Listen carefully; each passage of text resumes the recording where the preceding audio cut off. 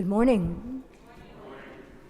And welcome to the Unitarian Universalist Meetinghouse of Provincetown, where we affirm the inherent worthiness and dignity of every person, and where we support each other on our spiritual search for truth and meaning. My name is Char Priolo, and I am your worship host this morning. Welcome to those in the room, and welcome also to those of you joining us on our live stream. Before we begin our worship service, I have a few announcements to share. As part of our winter spirituality series, Rev Kate's Soul Collage card workshop continues tomorrow at 2:30. If you missed the first session last week, you're invited to attend this week and next week for this creative and introspective group workshop. Also, as part of the spirituality series, our Quaker-style worship continues on Wednesday nights at 6 p.m.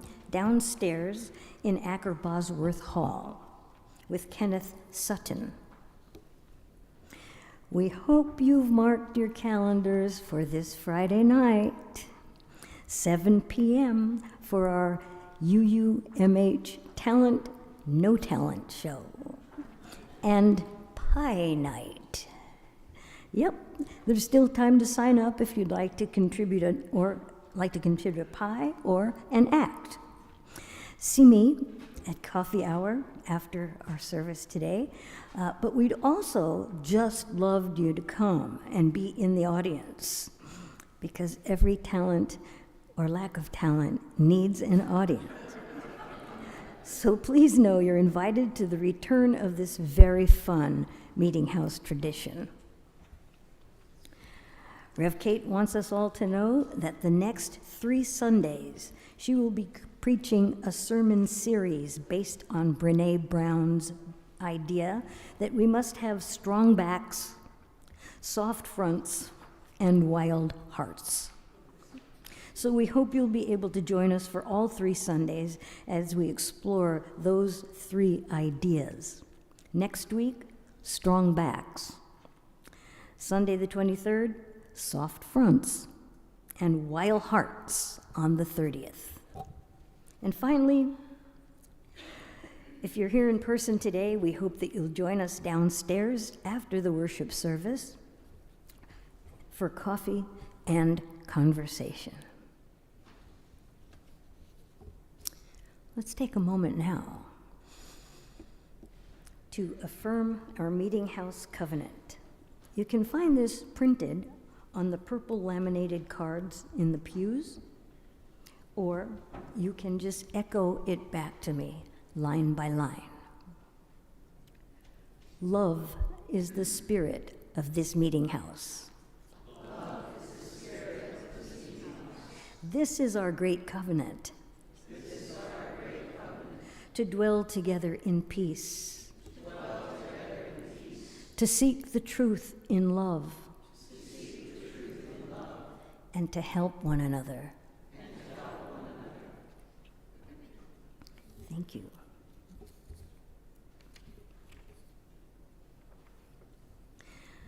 Now, as we light our chalice here in the sanctuary, I invite those of you joining us online to light a candle wherever it is that you are.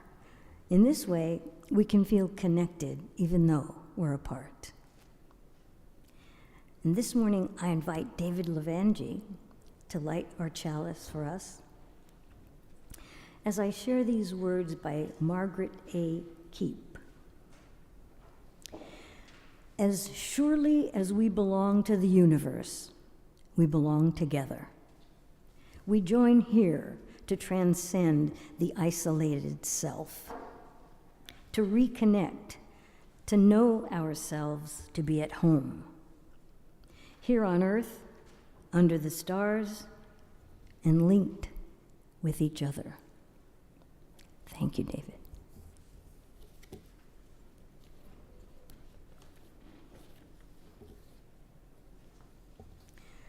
Please join me now in singing hymn number 163 in the gray hymnal. It's called For the Earth Forever Turning. That's hymn number 163. For the Earth Forever Turning. Please rise as you are able.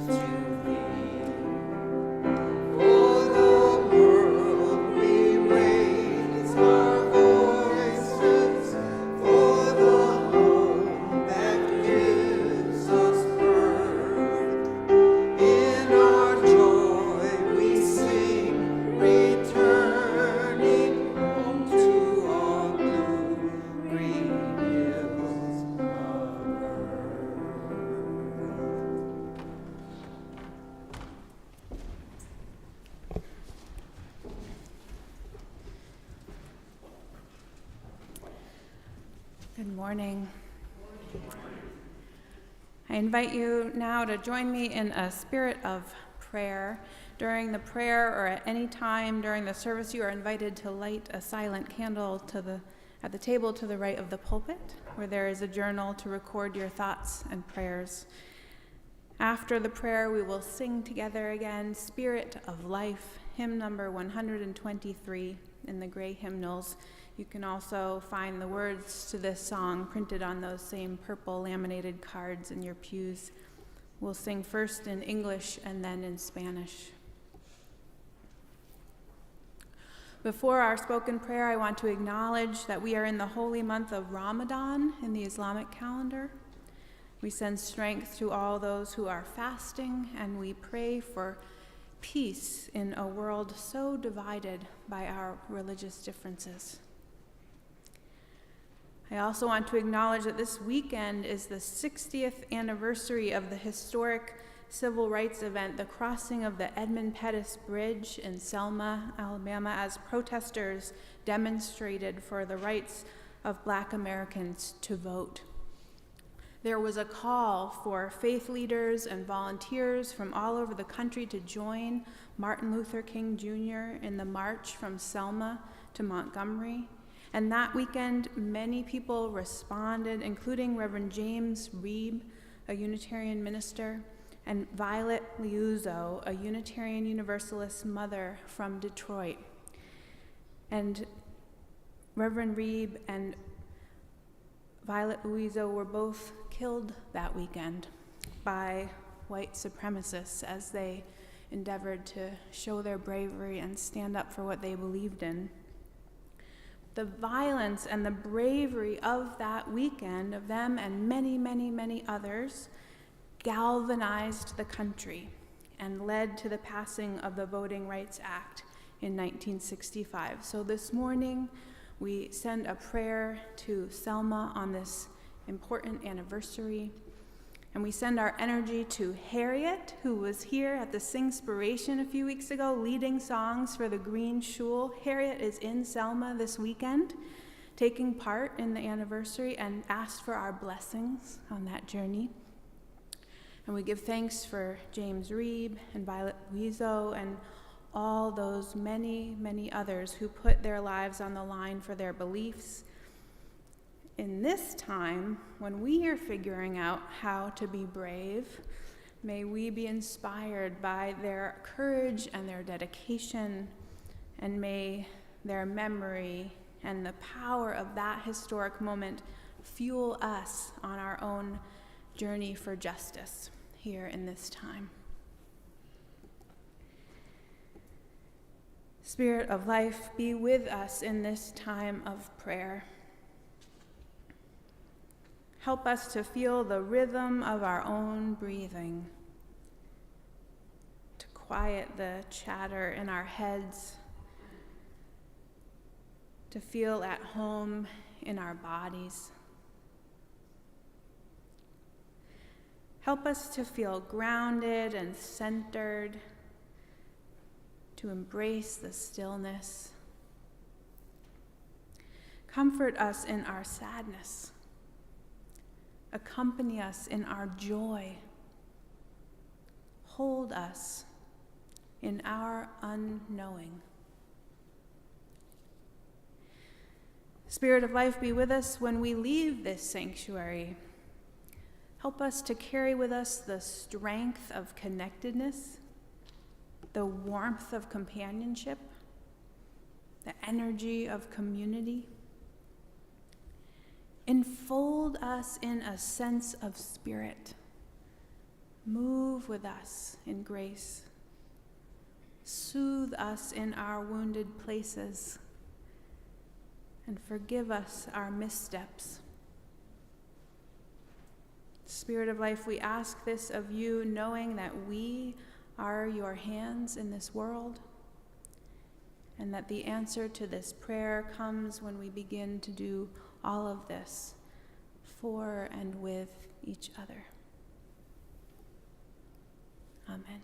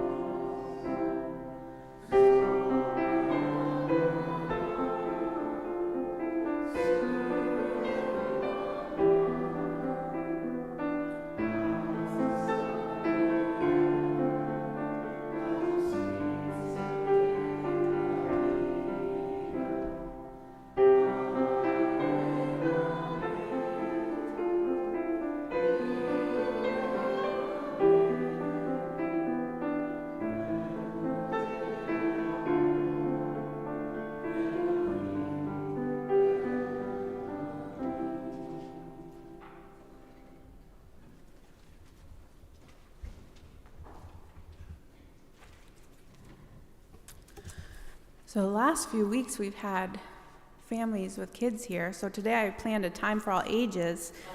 I'm not seeing many kids. What do you think? Should we do it anyway?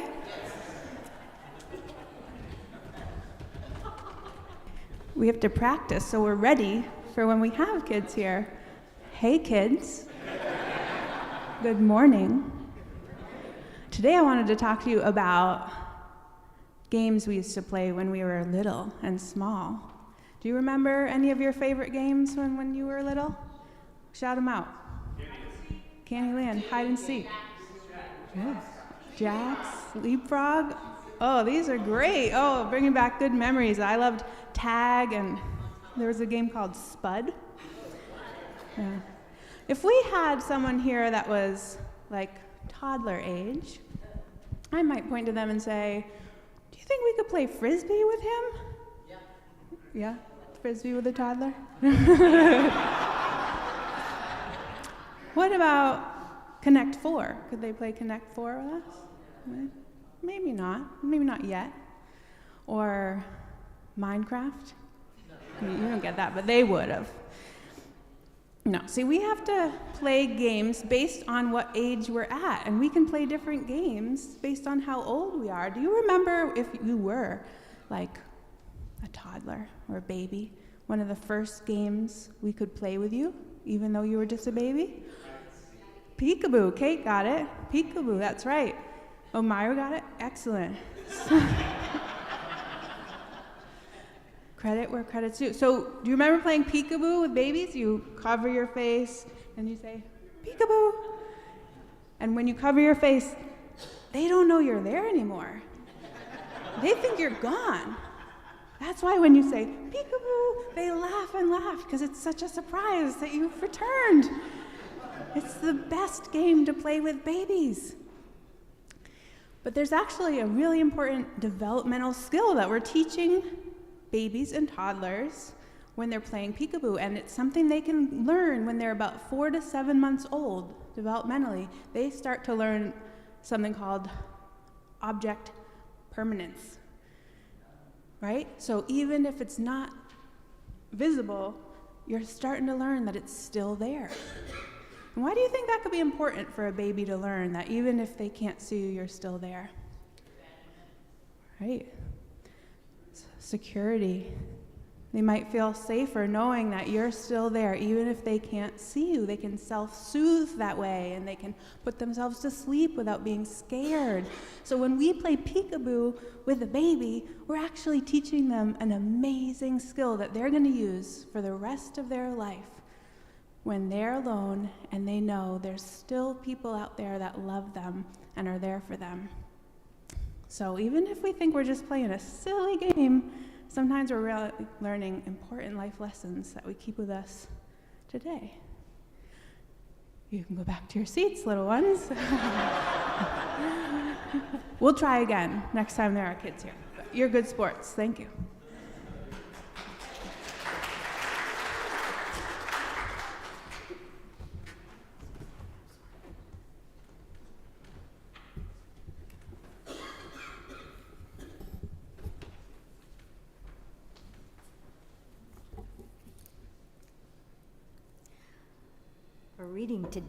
Our reading today is called Good Company by Reverend Robert Walsh.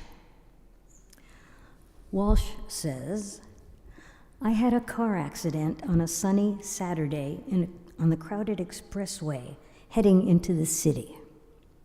I was driving in the fast lane when something went wrong up ahead. My little car got sandwiched between a delivery van ahead of me and a big new pickup truck behind. I was fourth in a 6-vehicle pileup. When everything came to rest, I sat alone in a daze. I became aware of a pain in my chest. I imagined internal injuries or a heart attack. Tears came to my eyes. I was afraid. Help came. First the police, then ambulance technicians who took me to an emergency room, then nurses, then doctors. Word came that friends were on the way. Waves of relief washed over me. as I surrendered myself into the care of competent helpers. Propped up in the emergency room, I was momentarily alone in my cubicle. The tears came back. This time, tears of gratitude. I was still afraid. The pain in my chest was still there, and I did not know what my injuries were or what losses I might suffer. But now, everything was different, for I was no longer alone. Here's the best part.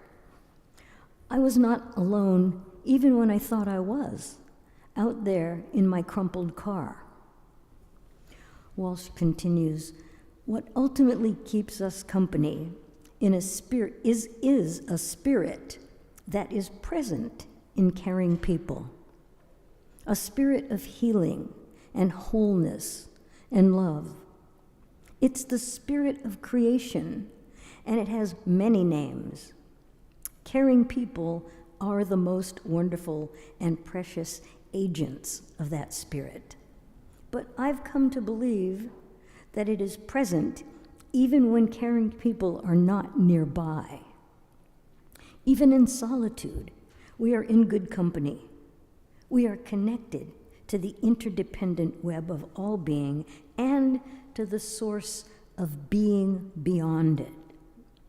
This connection is never far away. It's always accessible. The problem is, we forget. That's why I was so afraid. I had forgotten. The caring people reminded me, in times to come, may we remember and be grateful when chaos breaks through the orderly background and sends life off in an unexpected and unwanted direction. May we remember and be grateful that we are not alone. And may each caring one of us be a reminder to the others of our common gift of the good company of the Spirit. So ends the reading.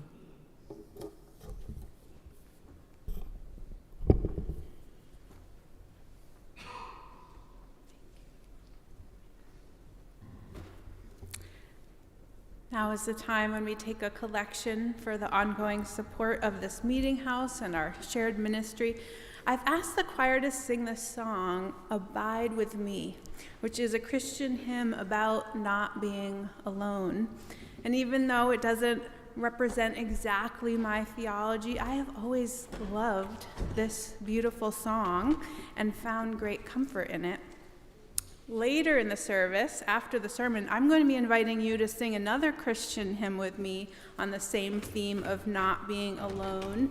We talked a few weeks ago about how music transcends our differences of belief and sings out the universal human experience. So I hope that this will be true of these next two songs that are part of our worship today. As we enjoy a musical reflection by our choir, we welcome your donations here in the sanctuary or online through PayPal or Venmo. You can find that information on our website, uumh.org. And at this point, I invite 3 volunteer ushers forward to take up our collection. On and off-site, your offerings will now be gratefully received. We'll be singing hymn 101, Abide With Me, if you'd like to follow along or sing.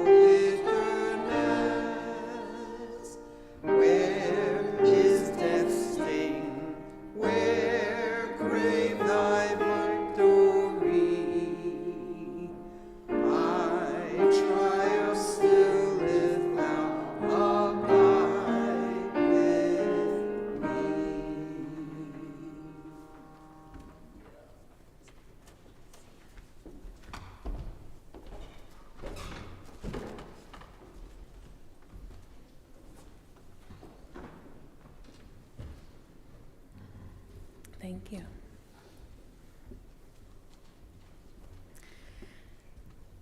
A few years ago, we engaged some surveyors to come and take measurements around the Meetinghouse that would let us know what elevation we were at compared to sea level. You might remember why. If you were around here during that terrible winter of 2018, during that crazy snow bomb we had, which was also at the time of the high tide and also at the time of the full moon and also at the time when the wind was coming inland off the water and our church flooded. This building that we are sitting in, built in 1847 and never flooded before, did flood that year. Climate change. What a stressful year that was. My chest starts to clench a little, remembering all of the stress, all of the cleanup, all the calls to the insurance company, and that big question, just how at risk are we for future flooding? And how do we measure up compared to the sea? Well, it turns out that our first floor is at about 7 feet above sea level. But to figure that out, to take an elevation measurement, the surveyors must first have what they call a benchmark. All over the United States, you will find, if you look carefully, little round brass plates inscribed with U.S. Geological Survey benchmark, each designating the elevation above sea level, as well as the date the benchmark was placed there.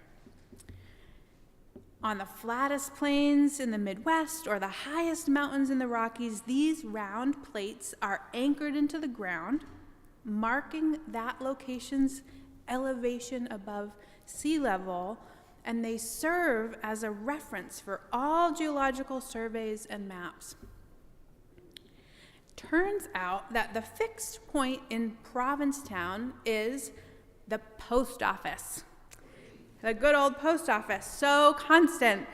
If anyone else in town wants to know what elevation they are at, the surveyors start at the post office and go from there. I hope you see that as a challenge to go find that little benchmark.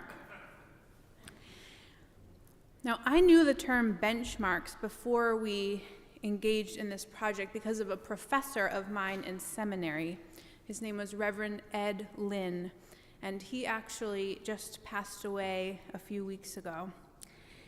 And even though I hadn't seen him in years, it made me sad to know that he is no longer with us. And it made me reach for his book, which I keep on my shelf, which I realize I will always have with me, even when he is not here. In one of the chapters, his book's called Shorelines, Life Lessons from the Sea. It's a great book. And in one of the chapters, he talks about benchmarks. I think we all have our own benchmarks, Ed said. Fixed points of reference fastened to a place or an event that by their permanence or repetition provide a solid foundation from which our lives are measured. I'm fascinated by this idea of geological benchmarks. And I love how Ed applies it to our lives. I wonder what each of you would consider to be the benchmarks of your own lives. People or places or communities or ideas that you have returned to again and again throughout your life to ground you. Something or someone or some truth that is always there for you, no matter what else is going on in your life. Maybe it's even a song or a hymn that you lean on in turbulent times. Maybe even if it's not your theology anymore, you still take comfort in that song. Seems like right now might be a really good time to remember what those constant things are. Reverend Bill preached a great sermon last week about change, and we've been watching the news with a feeling of whiplash, trying to keep up with all the changes and the chaos happening in our country, right? Such an unsettling time, kind of like that year we had after the flood. So what are our fixed points of reference? Who and what and where can we depend on for their steadfastness? Maybe there's a theological or spiritual idea or belief that we can turn to in hard times. Can we feel fastened to a connection beyond ourselves that can serve over and over again to take us outside of ourselves? Can we bring to mind anything that we believe so strongly about the world that it can serve as some sort of reassurance for our weary souls? What are our benchmarks? My junior year of college, before I entered seminary, I studied abroad in Norwich, England. And this is the home of the famous Christian mystic Julian of Norwich.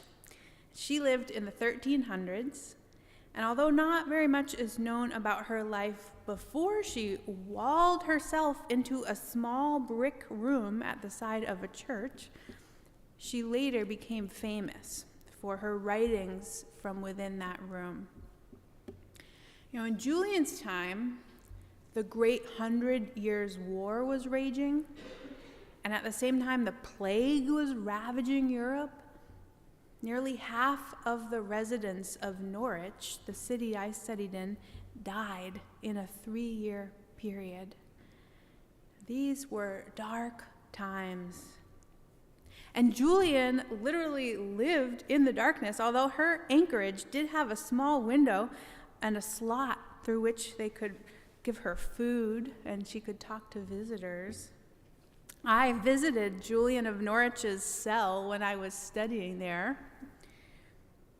When Julian was 30 years old, she nearly died of a terrible illness, and as she lay on what everyone thought was her deathbed, she began to have visions. She had 16 visions over the course of a week, and when she made a miraculous recovery from her illness, she awoke absolutely convinced of God's enveloping and all-encompassing love and goodness. And she spent the next 20 years reflecting on these visions and writing down what she had learned from them. In one of her most famous visions, God shows Julian a hazelnut. And in this, he showed me a little thing, she wrote, the quantity of a hazelnut lying in the palm of my hand, as it seemed. And it was as round as any ball. I looked upon it with the eye of my understanding and thought, what may this be? And it was answered generally thus, it is all that is made. I marveled how it might be thus, for I thought it might suddenly have fallen into nothing for littleness, and I was answered in my understanding, it lasts and ever shall, for God loves it, and so have all things their beginning by the love of God. In another vision, the figure of Jesus tells her, all will be well, and all will be well, and every manner of thing will be well. And these beliefs became her benchmarks the trusted faith of God's love, which she could return to over and over, no matter what. Now, my touchstones in life, my benchmarks, have not so much been born out of what I would call God's love, but out of the love of my family and the web of friendships that I have built over my lifetime. Or maybe that's the same thing in the end. It is this love that holds me even during dark times. It's these people that I can return to over and over again to be reminded of my place in the world. And it's their love that reminds me that all will be well, and all will be well, and all manner of things will be well. I do like that vision of the hazelnut, though, and the idea that we can marvel and take comfort in all that is made. Nature and the mystery of creation that encompasses natural places have also been a spiritual benchmark for me. I return again and again to the ocean, to the forest, to the garden. They're always there to make me feel both big and small, and to put my life into the perspective of an ageless time. And that usually helps. Do any of you go to the beach and just stand by the ocean when things are feeling overwhelming and it just puts things back in perspective? Now, this may seem like a non sequitur, but bear with me. I promise it all connects in the end. I want to tell you another story from that challenging year, 2018. Because in addition to being flooded, Lisa and I also went on the incredible adventure that year of becoming foster parents. And I want to tell you the story about our first foster children and their bedtime routine. So the kids that we took care of were 3 and 4-year-old brother and sister. And like a lot of children, they had trouble sleeping. And we learned from their social worker that they had a prayer that they said at night. So we started doing that with them, and that really helped to create a routine and make them feel safe, but it didn't entirely help with the sleeping thing. So anyway, after weeks of very little sleep, we were desperate enough to consult parenting books and foster parenting blogs, and we were willing to just try anything that anyone suggested. And most of the parenting books and blogs said the same thing.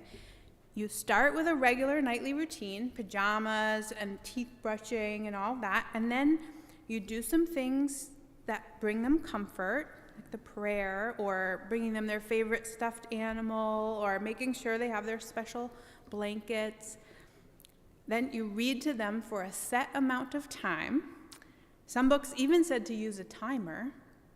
Then you put on a nightlight and you turn off the main light.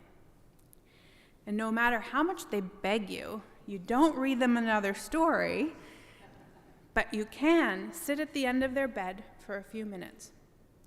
But you don't talk to them or sing to them, you just sit there. And then you get up quietly. But if they are still not sleeping, you don't really leave. You sit in the doorway where they can see you. Then, after a while, if they are still not asleep, you move into the hallway where they can't see you. And if they call out to you, you can tell them that you are there, but you don't go back into the room. You just sit in the hallway. So that is what we started doing. And it kind of worked. I mean, they would still wake up in the middle of the night, but at least it got them off to sleep in a more timely fashion and saved us a bit of stress. But the thing that you need to know about these kids is that they were the most polite kids in the world. Like I said, 3 and 4 years old, and they're just adorable, and they said please and thank you and excuse me. And the little girl was bold and brave, and the little boy, even though he was older, was scared a lot. And he was really scared of being alone in the dark at night And like I said, he was so polite. And so when he was scared, instead of crying, he would call out, excuse me, I'm scared." How can you not respond to that? Now, when we stumbled upon this hallway thing, he was a little less scared, but he would still call out sometimes after the doorway transition. Just when I thought for sure he was asleep, he would call out and he would say, excuse me, are you still there?" And I would say, "Yes, I'm still here." And that was really all he needed to hear. And I would stay in the hallway until, assured that he was not alone, he would eventually drift off to sleep.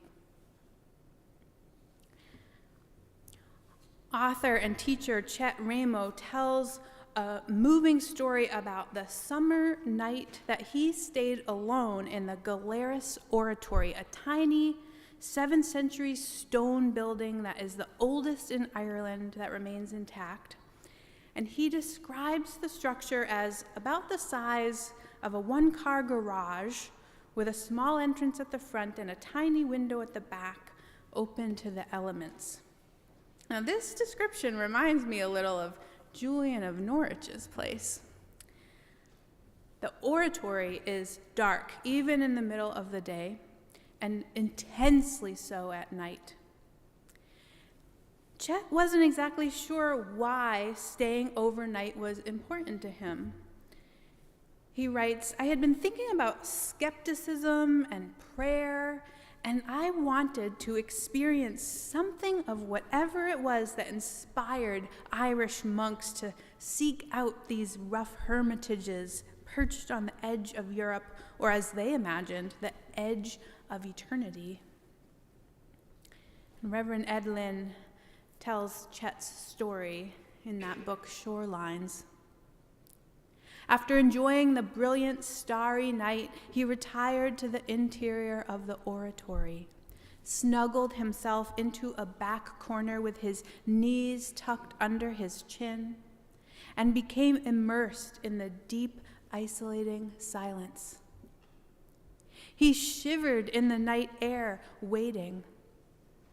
As the hours passed, he began to feel a presence, a powerful sensation of something or someone sharing that empty darkness. He continued by explaining that he is not a mystical person, but he knew he was not alone in that oratory, the same feeling that monks in times past may have felt. The feeling was so strong that he went outside and he was rewarded, jealous, by the sight of the aurora borealis.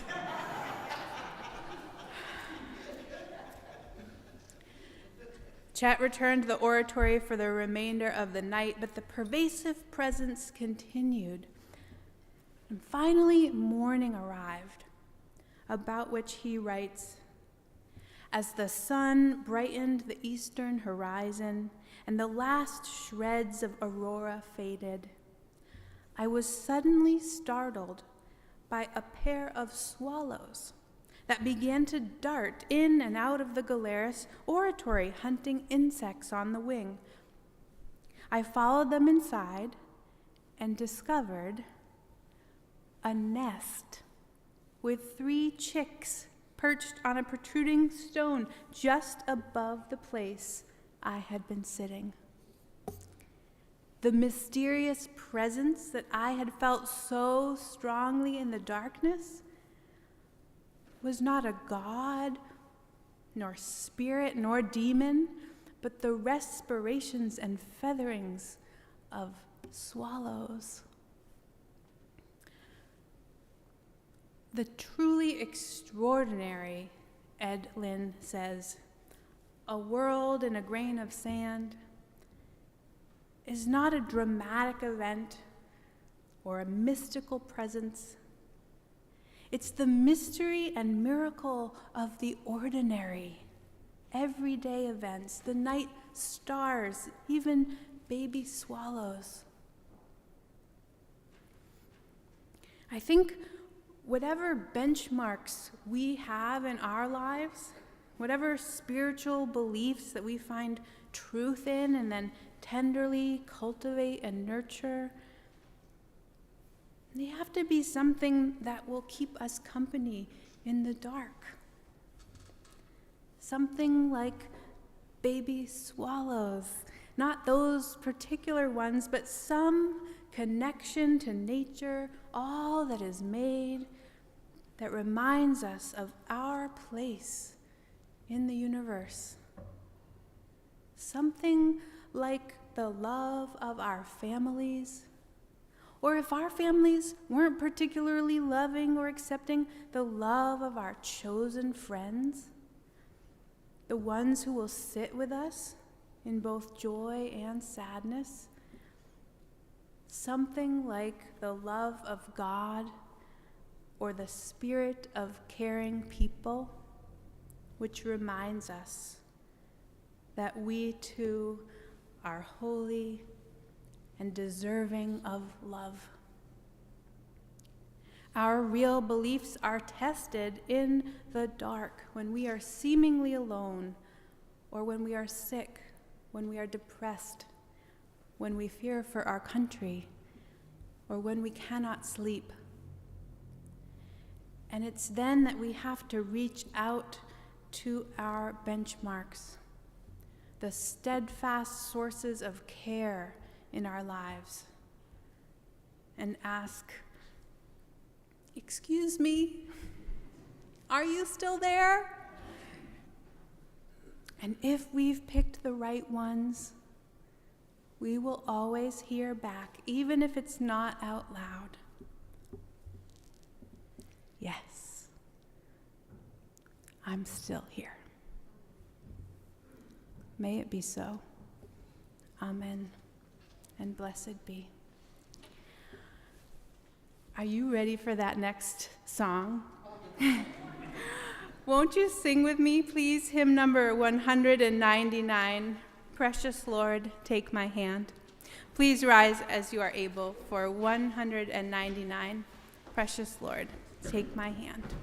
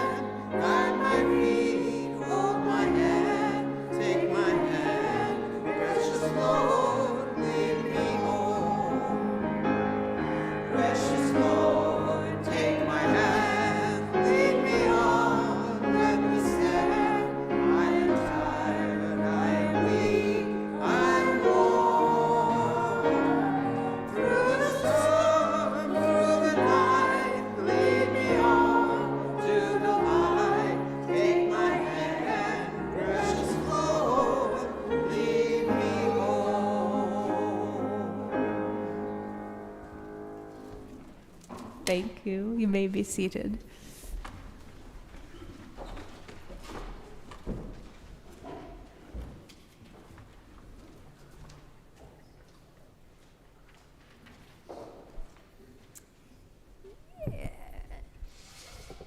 It has become our practice to pose a question based on the theme of the service each week.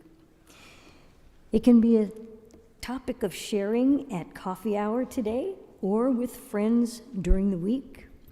If you'd like to delve deeper into this topic, we invite you to our midweek Zoom coffee hour on Tuesday at 5 p.m.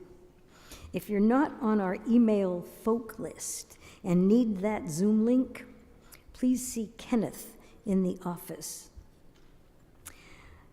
downstairs. Okay, our question this week is, what is a benchmark, something steadfast in your life? What is a benchmark, something steadfast in your life?